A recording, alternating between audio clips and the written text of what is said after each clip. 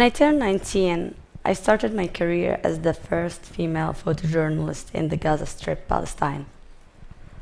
My work as a woman photographer was considered a serious insult to local traditions and created a lasting stigma for me and my family. The male-dominated field made my presence unwelcome by all possible means. They made clear that a woman must not do a man's job. Photo agencies in Gaza refused to train me because of my gender. The no sign was pretty clear. 3 of my colleagues went as far as to drive me to an open airstrike area, where the explosion sounds were the only thing I could hear. Dust was flying in the air, and the ground was shaken like a swing beneath me. I only realized we weren't there to document the event when the 3 of them got back to the armored jeep and drove away waving and laughing, leaving me behind in the open airstrike zone. For a moment, I felt terrified, humiliated, and sorry for myself.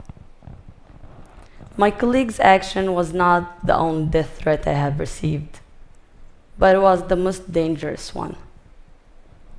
The perception of women's life in Gaza is passive. Until a recent time, a lot of women were not allowed to work or pursue education. At times of such doubled war, including both social restrictions on women and the Israeli-Palestinian conflict, women's dark and bright stories were fading away. To men, women's stories were seen as inconsequential. I started paying closer attention to women's lives in Gaza. Because of my gender, I had access to worlds where my colleagues were forbidden. Beyond the obvious pain and struggle, there was a healthy dose of laughter and accomplishments.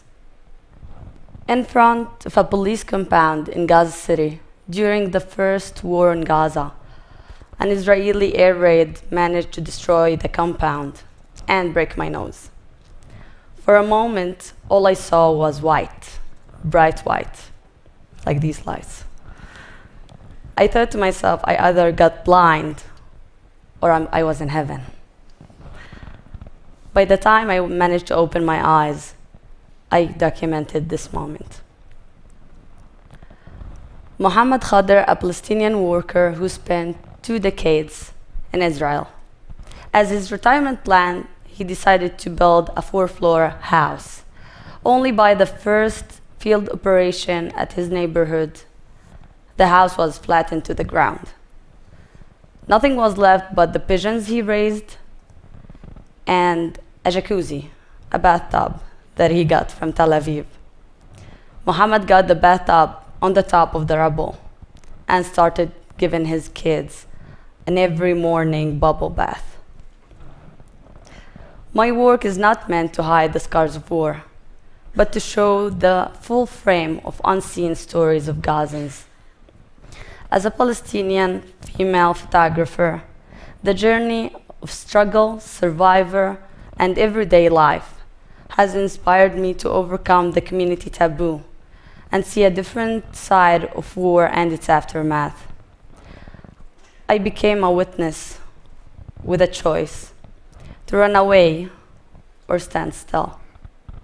Thank you.